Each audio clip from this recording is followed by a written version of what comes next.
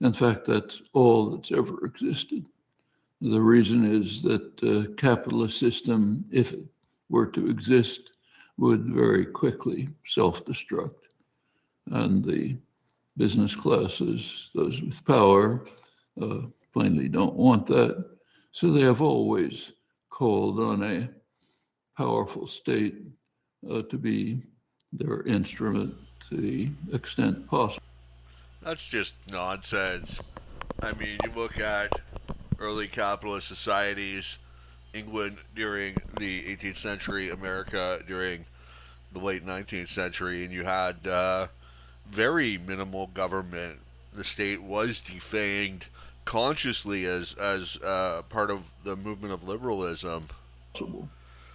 The basic point, one of the basic elements, was actually described simply enough by Adam Smith at the origins of the capitalist system. He was talking about, he described what he called the masters of mankind, which in his day were the merchants and manufacturers of England.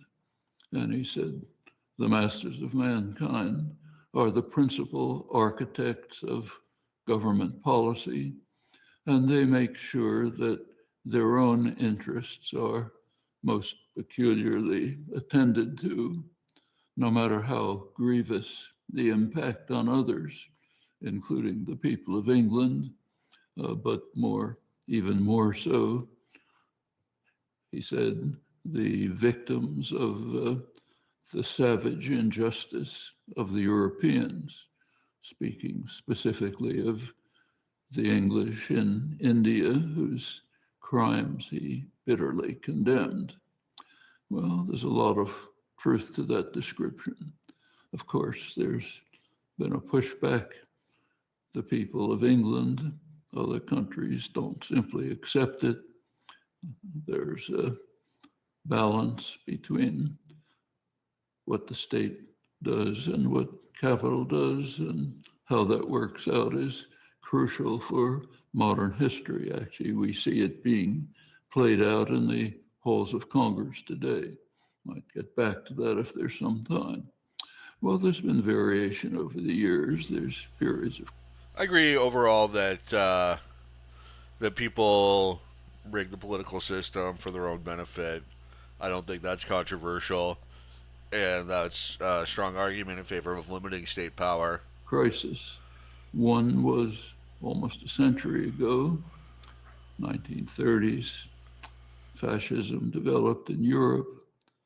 Fascism was a capitalist formation in which the state controlled capital and everything else, but did so making sure that the interests of capital were most peculiarly attended to. And It's really a stretch to say that fascism was anything related to capitalism. It's much more similar to socialism. In both fascism, as Chomsky says here, the state controls everything, and that's the same in socialism. So while it's true that businesses may remain nominally private during fascism, the reality is they're completely controlled by the state. The state sets quotas, receives profits through taxes, and if the business people were to get out of line, they would simply be replaced by high ranking party members. That's what happened in the Italian system under Mussolini and the Nazi system. So both fascism and socialism are about an extremely powerful central government that dominates society. Meanwhile, capitalism, especially the free market brand, which I advocate for, it's the complete opposite. You have an extremely limited state with very little power, and businesses simply compete in the marketplace. Smith's words. Today, it's different. we're much closer to a period in which capital controls, but not always. And how it plays out is quite revealing, can tell us quite a lot about the socioeconomic and political order, how they work. Really, it's inaccurate to say capital controls anything. Consumers are the ones who are in charge. Businesses have to produce what people want to buy. So that's the thing about the capitalist mode of production is it doesn't really matter how big your company is, how wealthy you are. You still just don't have that much power, unlike with the state, which wields considerable power due to its monopoly on legalized aggression. The richest people in capitalism are those who are producing what people want to buy, often before the people who want to buy it even know themselves. The direction in which our own society is going. And that's actually a matter of deep concern in the world, in the most sober and respected circles. So take the world's leading business journal, Financial Times of London. Its lead correspondent, highly respected correspondent, Martin Wolf, joined by his associates, recently warned that US democracy is on the brink of complete collapse, turned to an autocracy, maybe quasi-fascist, under the blows of what he called a radical party with a reactionary agenda, actually a party which has abandoned normal parliamentary politics. These commentators are not alone. We hear much the same here from respected commentators. And given extraordinary US power, what happens here has immense consequences for the entire world.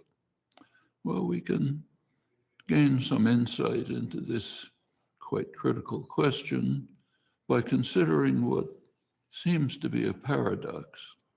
Paradox is that the state is effectively business run, but many of the policies are opposed by business.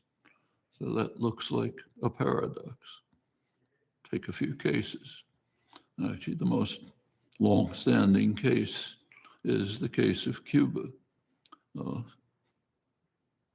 Immediately after the Castro took power in 1959, US planes started bombing Cuba from Florida bases. A couple of months later, Eisenhower administration internally, secretly, made a decision to overthrow the government.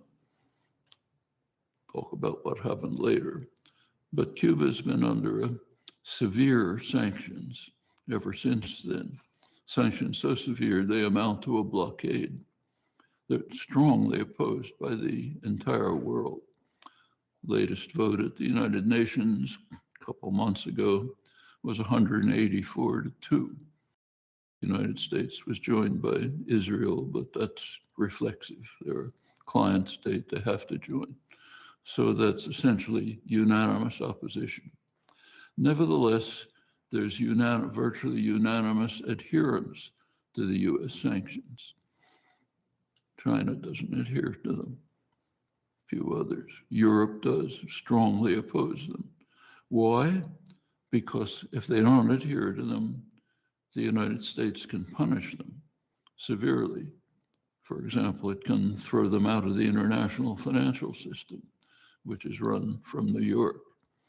Well, that tells us something about the world. It's basically kind of like the mafia. There's a godfather who decides, others obey. If they don't, they can be punished. Well, it's not I think that's a pretty cogent analysis of the situation. very surprising that the United States rejects world opinion on Cuba. It does on many other issues as well. Pretty dramatic example was in the early 80s when Nicaragua brought a case to the World Court uh, requesting appeal from the U.S. war that was being waged against Nicaragua. Court voted in favor of Nicaragua, accused the United States of unlawful use of force, which is a technical term for international terrorism, ordered the United States to desist, pay huge reparations. Of course, the United States, then came a Security Council resolution which called on all states to observe international law. Didn't mention the United States, but everyone understood. Speaking of Nicaragua, here's a classic debate that happened between Chomsky and someone in the U.S. State Department. And misrule of the third world. I'd like you to begin, President Silver. Address yourself to the waverers, if there are any in the U.S. Senate. Why would you vote for the contra money? Well, the Senate of the United States has traditionally been in favor of supporting democratic forces as opposed to totalitarian forces. And if they continue that practice, they're going to vote against the Sandinistas, and they're going to vote in favor of the Contras. On October 15th, the Sandinistas passed an edict that suspends the protection against the search of homes without a warrant, that suspends the privacy of mail and allows for censorship of mail. They suspended the right of free assembly. They have suspended all freedom of the press. They have continued their harassment of their people and suspended virtually all democratic rights. The October 15th decree is much more restrictive and comprehensive than the decree that Hitler passed in February 28, 1933, when he ended the Democratic It's always Hitler with these people. Republic of Weimar. Once you see this totalitarian nature of the regime, which was apparent since 1979 in September, and has continued ever since then, it is time for the Senate of the United States to support the Democrats. Noam Chomsky, in a short speech to the U.S. Senate, why would you be against the contra money? Well, as even the most ardent supporters of the Contras now concede, this is what they call a proxy army, which is attacking Nicaragua from foreign bases, is entirely dependent on its masters for direction and support, has never put forth a political program, has created no base of political support within the country, and it is led almost its entire top military command is Somozist officers. Its military achievements so far consist of a long and horrifying series of very well documented torture and mutilation and atrocities, and essentially nothing else. The administration officials are now openly conceding in public that the main function of the Contras is to retard or reverse the rate of social reform in Nicaragua, and to try to terminate the openness of that society.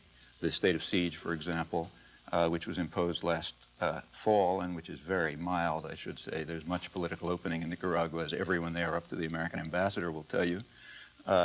That corresponds roughly to the state of siege which has been in place in El Salvador since early 1980, except that in El Salvador it has been associated with a huge massacre of tens of thousands of people, destruction of the press, and so on and so forth, whereas in Nicaragua it is a reaction to a war that we are carrying out against them with precisely the purpose of trying to retard social reform and to restrict the possibilities of an open and developing society. And that's a cruel and savage policy which we should terminate. In a complicated subject, I'd love to focus on... Are you going to continue that series of plain falsehoods? That's a series of falsehoods, the like of which I've never seen, compacted in such a small period of time. The massacres that have occurred in Nicaragua have been the massacres by the Sandinistas of the Mosquito Indians. The repression there is massive. It is more serious than anything that we have seen in Central America or in any Latin American country to date. It is a genuine dictatorship imposed. A year after the Chomsky-Silber debate, Oliver North testified before Congress. By now, my name is Oliver North, Lieutenant Colonel, United States Marine Corps. My best friend is my wife, Betsy, to whom I have been married for 19 years and with whom I have had 4. That's sweet. 16, 11, and 6. I came to the National Security Council 6 years ago to work in the administration of a great president. As a staff member, I came to understand his goals and his desires. I admired his policies, his strength, and his ability to bring our country together. I observed the president to be a leader who cared deeply about people and who believed that the interests of our country were advanced by recognizing that ours is a nation at risk in a dangerous world and acting accordingly. He tried and, in my opinion, succeeded in advancing the cause of world peace by strengthening our country, by acting to restore and sustain democracy throughout the world, and by having the courage to take decisive action when needed. You are not likely to conclude that the administration acted properly by trying to sustain the freedom fighters in Nicaragua when they were abandoned.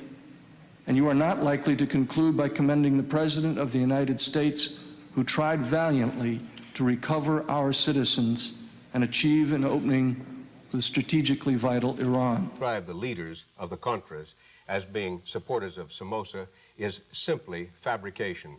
Robelo, Cruz, Colero, Chamorro are not Somocistas and never have been. And when you take the leadership of the army of the Contras, some of them were members of the National Guard, but then if you're going to object to that, which would be highly unreasonable because that was an army that wasn't simply followers or supporters of Somocistas. It is important to remember that Modesta Rojas, the vice chairman of the Air Force of the Sandinistas, was also a member of the National Guard, and a very large number of members of the National Guard are the ones who are the coordinators of the bloc committees that imposed the dictatorship by the Sandinistas. This is a series of distortions and fabrications, and the effort of the Sandinistas to discredit the Contras by the manufacture of atrocities is now a point that has been very well documented. It's Noam Chomsky's turn to respond, among other things, to the Mr. Silva's original picture of the totalitarian. Well, let's just first of all talk about the facts. I stated again that the military leadership of the Contras is almost entirely drawn from the top, from the Somoza's National Guard. In fact, it's 46 out of 48 of the top military commanders, according to Edgar Chamorro, who you just cited. These are not citers. This is the top military commander. Excuse me. I let you go on. Did I let you? You engaged in a series of fabrications of truth, and it's time that somebody had the opportunity of correcting your historical misstatements while you're still around. Mr. Silver has a very good reason for not wanting me to talk, and that is that he knows what the truth is, and he doesn't want me. May I have a chance to say? No, just let me finish. It is his Marcos's army is the very army that helped Aquino into power. So when you try to take on the National Guard as if the National Guard was Somocistas, you misstate the case. But you also overlook the fact that there are plenty of National Guard members who are supporting the Sandinistas. Mr. Chomsky, now you go ahead and distort the truth again. See, here you're having in action a good example of totalitarianism. That is to ensure that the opposition... I'm the first one that stopped your monopoly on misinformation. The idea that I have a monopoly of misinformation in the American press is a little ridiculous. Let me really, I control the American press?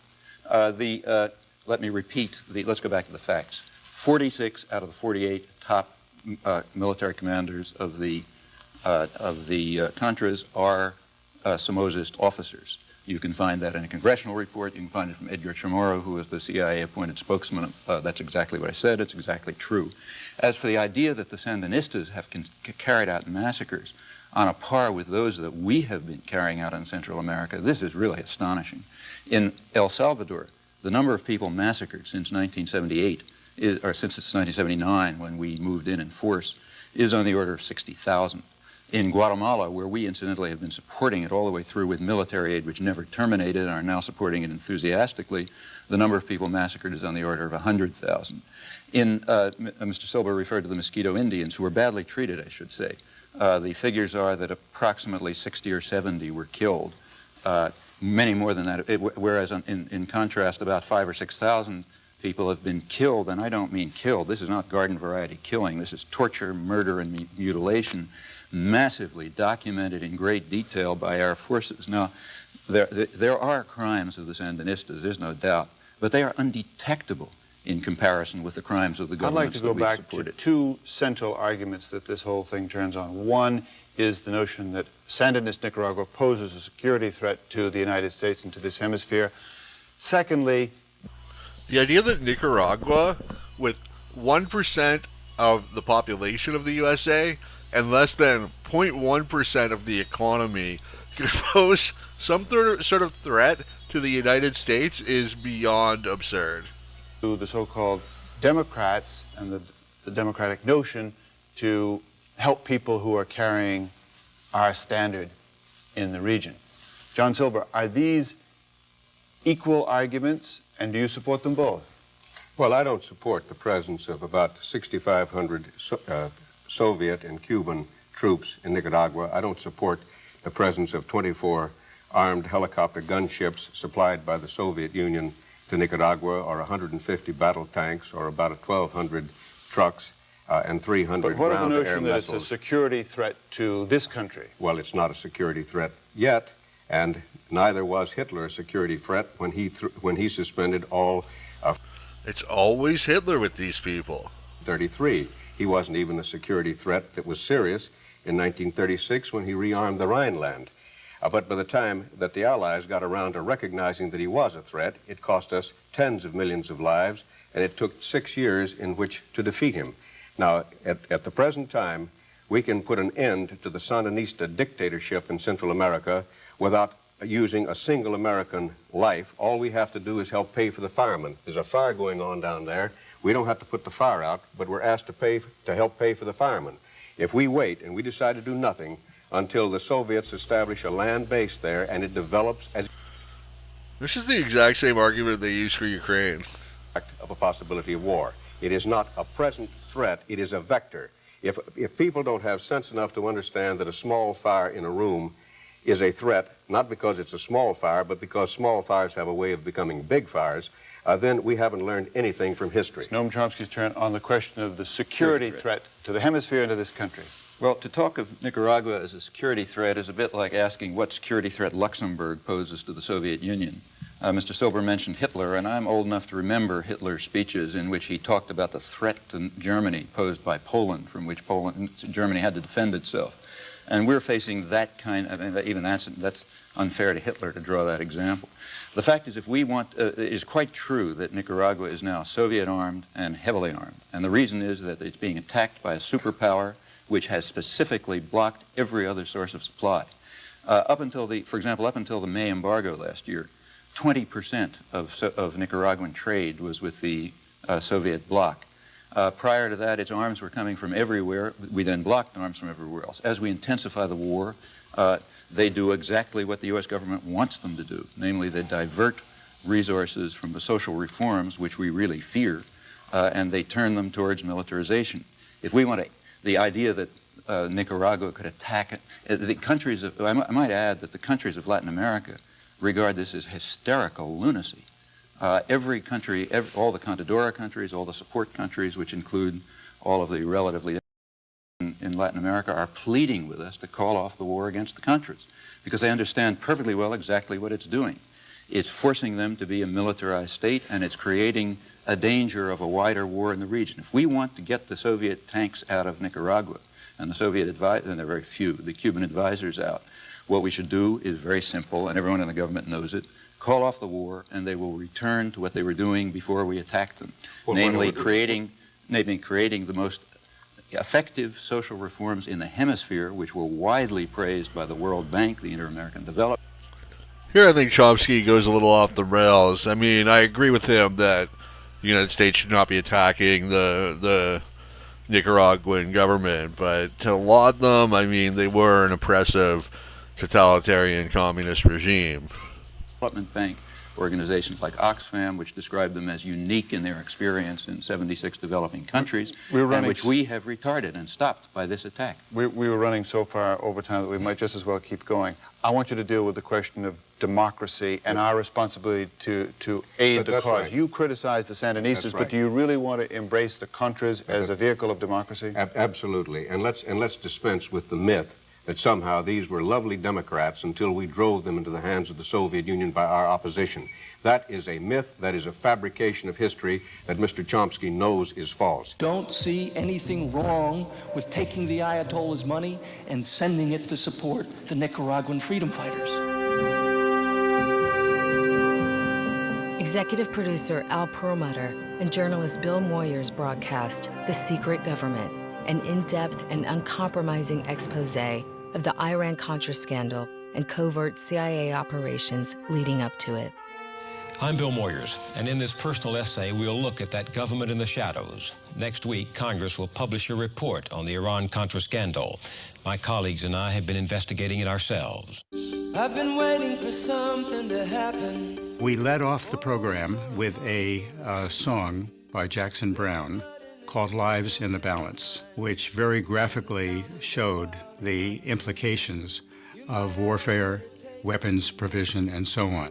When you know that you've seen it before, where a government lies to a people and a country is drifting to war. The story broke 1 year ago. The United States had defied its own embargo.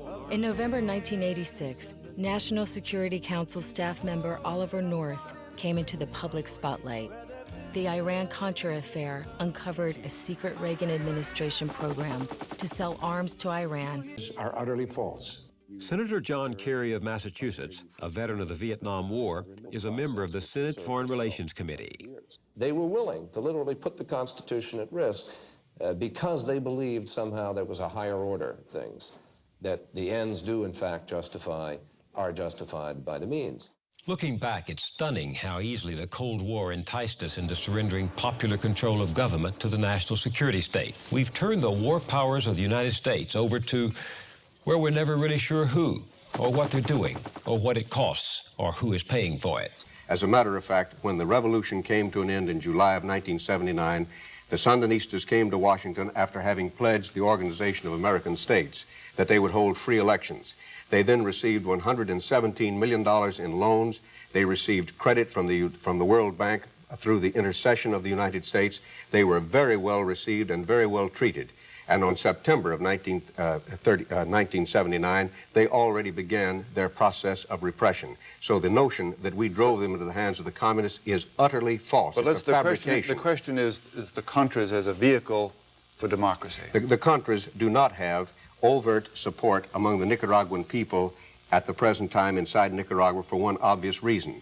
Hitler's opponents did not have any obvious support in Germany after Hitler had taken over that country. In a totalitarian state, the opposition does not have any effective voice. You don't find that effective voice in the Soviet Union right now either. You have isolated groups of refuseniks.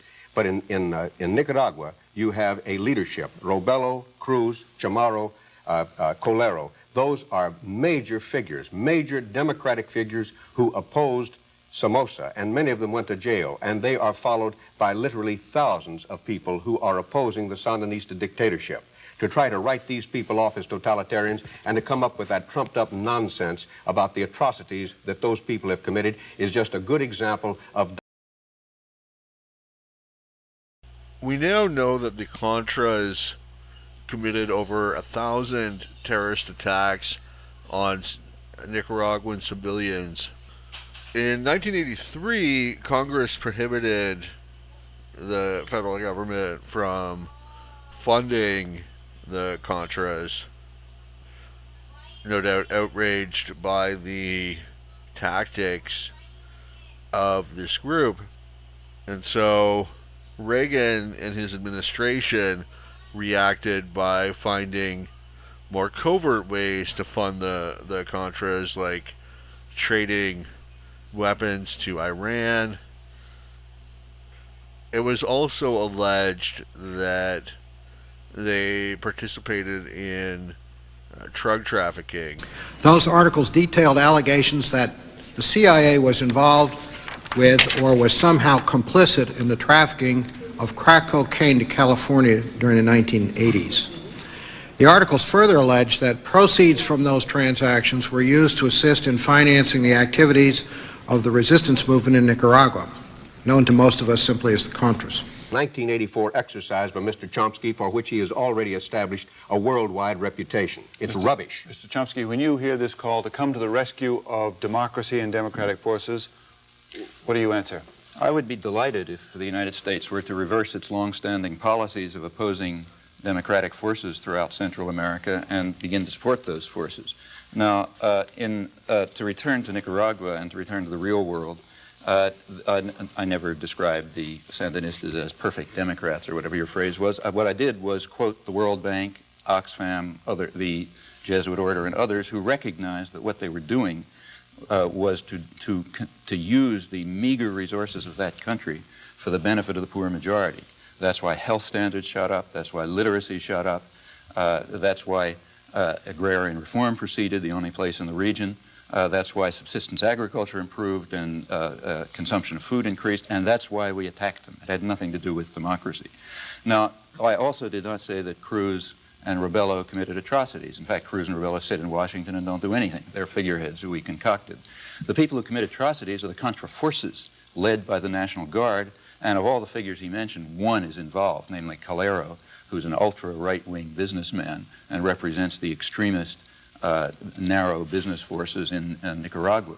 Now, if we had the slightest concern with democracy, which we do not in our foreign affairs and never have, we would turn to countries where we have influence, like El Salvador. Now, in El Salvador, they don't call the Archbishop bad names. What they do is murder him. Dismissed the World Court judgment. New York Times editor supported that, saying the World Court is a hostile forum, as proven by the fact that they're condemning the United States. A couple of years earlier, the editors had regarded the World Court as a model of probity when it made a judgment in favor of the United States, but this, of course, changed it. Well, that's normal.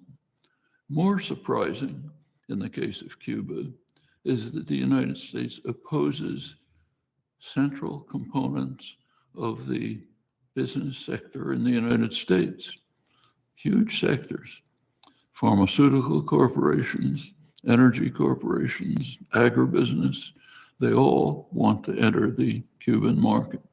But the government says, no, not allowed to. That's more unusual than dismissing world opinion. This is consistent from Eisenhower up to the present. Very little deviation. The fiercest time was in fact under Kennedy. Major terrorist war against Cuba almost led to global destruction. It's part of the background for the missile crisis. Continued with others. Case of Clinton, he outflanked the first President Bush from the right in his effort to punish Cuba. Well, it's gone right to the moment, to the present moment. We'll move promptly to reach agreement with the Congress on the pending Helms-Burton Cuba legislation so that it will enhance the effectiveness of the embargo in a way that advances the cause of democracy in Cuba. Third, I have ordered that Radio Marti expand its reach. All the people of Cuba must be able to learn the truth about the regime in Havana, the isolation it has earned for itself through its contempt for basic human rights and international law.